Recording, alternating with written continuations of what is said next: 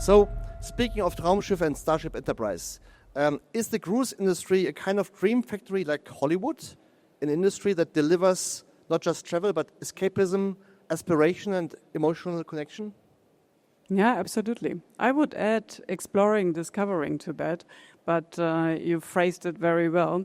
I mean, going on a cruise ship, taking time and breaking out of the daily routine is what is the motive of all travels. But going on a ship, there's different expectations and there's a lot of emotion, and just being on a ship and sailing the seas and at the same time exploring a new destination and exploring or every day another port and all that in a very comfortable way. I think this makes it very special. And also when you look at the innovational power, how the cruise industry has evolved in the last 20 years, what variety you can find, this is for sure. And also why people exploring the world, they feel at home because they connect to each other. They become a community for a week or 10 or 14 days. And they also connect to the crew. And this is also an essential part because our crew is so great and everybody feels like a big family traveling while everyone has an own individual experience. It is about the magic of cruise shipping. And what you described is that you always have to keep up this magic with new ideas, with new forms, also with being in close contact with the destinations. Yeah, so you already said something about this magic. What is for you more about to keep up this magic of cruise shipping? It's a mix of many things. Many ingredients are needed. First of all, we have to have great ships. We have to have a super crew. And then we have to make the right itineraries. I mean, I'm representing TUI Cruises. 95% of our customers are coming from Germany. And for them, the decisive criteria, a part of expecting a great product, the decisive criteria for the booking is the itinerary. And we are keen to discover new things, to one day to be in Rome, the other day to have a beach experience, but also to connect with the local communities. And this is what plays an important role. And I also know that there is a notion that cruise ships sometimes cause to bring too many customers to a destination and all that. I think it's not true. To my mind, that word of over-tourism is not existing, so I shouldn't have used it. But it's a manageable form of holiday, and this is why we are there. This is super, super key that people know and they want to see and want to learn, and they also want to connect to local people, to other cultures. And I think that's very important, especially in these days. On the other hand, we have to have super ships. We have to have a bright variety of onboard activities. And also we have to keep an eye on doing all that in a very sustainable way. But every passenger, no matter what age group, whether it's our generation Z or younger or older, everybody will have a different experience. And the great thing is that it's a choice of the customer. And in the end, it's hard work, but it's also fun because you get an immediate feedback. The destinations get immediate feedback by customers, but also we as cruise line. What are your guests expecting today in terms of lifestyle, in terms of food and experience? What are the major changes?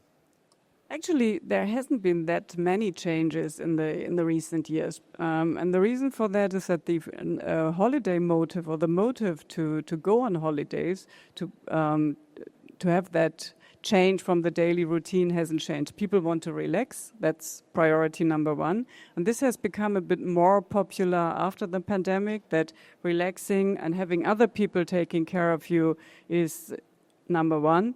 And then it depends on what are your personal preferences. And I think this is what we learned or what we did in the past, that we built our ships among guest expectations and among guest wishes. TUI Cruises, for example, was founded in 2008. And from ship to ship, what we launched, the first one sailed in 2009.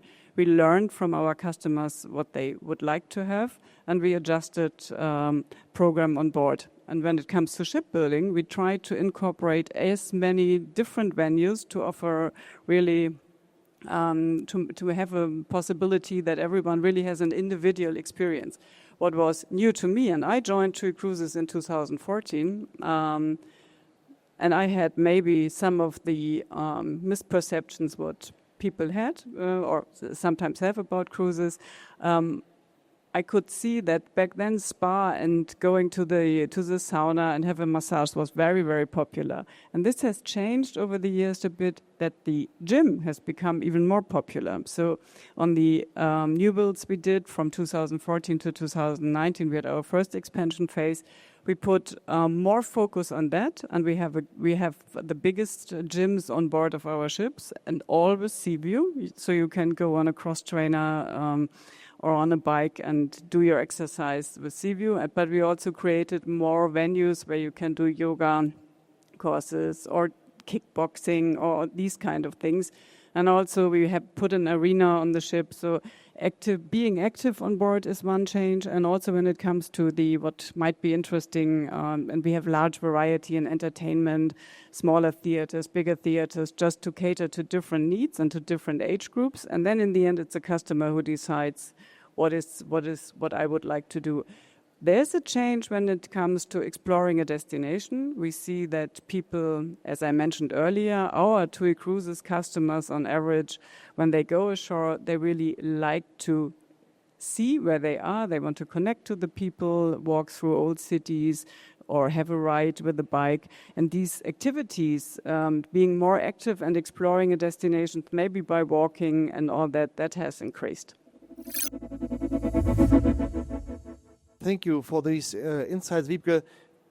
Now, talking specifically about the younger or very young generations like ours, no, but even younger, the other ones. How's TUI Cruises embracing the shift and shaping of the cruise experience of tomorrow? What are your plans there to adapt with the very young generation? Last week I was on board Mein Schiff Relax in Palma de Mallorca, and there were many very, very young ones, and they were so thrilled what the experience on board was. I'm pretty sure that these 10-year-old, 12-year-olds, they will always come back because they came on board, they had a great time with their parents, sometimes with their grandparents, because it's also about multi-generational vacation. And the young ones, kids or teens, they love to be on board. This is for sure, because they can have the totally individual experience in a very safe environment. Nobody has to take care where they are. They couldn't get lost, so they can't get lost. So for the very young ones, I think this is our clientele of tomorrow. But I think you are more referring to maybe the 20s or teens who haven't been on board. And this is maybe also worth to mention. Although the cruise industry has been expanding and we see more and more customers who come on board and have that great time and love the form of holiday, but the big majority in Germany and worldwide, they haven't been on a ship. So this is why there's a lot of misperceptions around. And I can imagine that 20 years old might not be too interested to go on a cruise because they think there's only old people, there's no activity, and some might also question, is it a really sustainable form of travel? So we know all that, and I think we have for every question we have the right answer, because sustainability is or had been anchored in our corporate strategy from the very beginning. And we had the privilege building the ships to focus that, and we managed that every ship became more energy efficient. We have a clear strategy to minimize the ecological footprint. For us, it's key. We can only be successful if it's done in a sustainable manner. And so we have a strategy for decarbonization, but also very for sustainable when it comes to the destinations, because we do a lot of value creation in the destination. And coming to the younger ones, we also adjusted the programs. And we also conduct our famous themed cruises or event cruises. So we have, for example, a hip-hop cruise, which is attracting younger ones, maybe also our age group, but also also younger ones. And next year we're gonna have a High Rocks cruise. So have an activity where High Rocks is a sports program which was invented here in Hamburg. It's about this event here, Sea Trade Europe, Cruise and River Cruise Convention, which we as Hamburg Messe do together with our partner of Informa, who are the organizers of Sea Trade Cruise in global in Miami. I think also to the public it's not clear what is really happening here, that you have here 250 ports and destinations who are in close contact and exchange and discussion with the cruise line executives. And sometimes when I see in the media, it feels like, okay, the cruise lines are really like threatening ports and destinations. No, it's a cooperation, it's a partnership. And that's what is happening here. Also the discussion, I mean, I learned something from our own event, that like 2% of the tourists in the Mediterranean hotspots are from cruise ships. 98% are not from cruise ships. And that there is this close exchange that you only have like one call or two calls at different times in the port. That we don't have coming with MSC, AIDA and TUI at the same time into a port. Absolutely, and it's in our own interest. But as you said, it's a big collaboration. And to work with the also with the destination agencies to see what can we do. I think also what especially the Mediterranean destinations like to hear is that the cruise lines seem to extend their cruises in the wintertime. So when there's not so much happening, and I heard about those plans. Absolutely. I mean, we have been doing that. We have a ship in the Med and also in winter, but that requires also that in the destination, there are many destinations in Southern Europe when end of October, usually the season ends and everything closes. So there should be an offer why people come ashore and see what that great destination has to offer.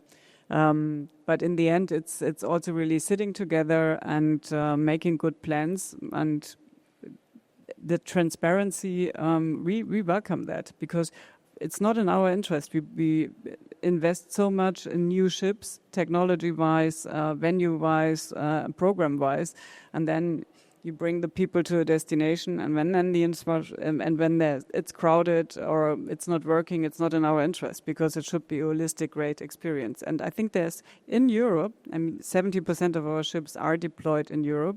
And it's also very, very attractive, whether it's Northern European ports or it's Mediterranean. And there's more to, and it's all about planning. We just need to know. That's the great, and that is maybe compared to other forms of holiday, we can move our communities, our ships. So there's always a way to offer really that great time at sea. Come back to the next generation and diversity. I mean, this cruise industry has so many different career paths. And what can be done to showcase even more those possibilities that there are for young people to work for a cruise line and for skilled professionals? Well, there's many ways, and we are interacting with universities, and there's different parts. I mean, you can come on board to become a captain, then it's, or you can go to the engine room and become a chief engineer, or for the hotel sector. So there's many areas, as you mentioned, or you can also come as an entertainer, cruise director, whatsoever. And for every department, for example, there's different ways where people get educated. That's universities, and there we are partnering. Another topic is, I mean, probably you're getting this question very often, Wybcke. I'm like, for the past years, we tried our shows here with Wind Energy Hamburg, SMM, that we say there's no more panel without a woman on it, and we should be 50-50. And especially at SMM, where we have a lot of engineers, that's really a challenge. And you're one of the few female CEOs out there.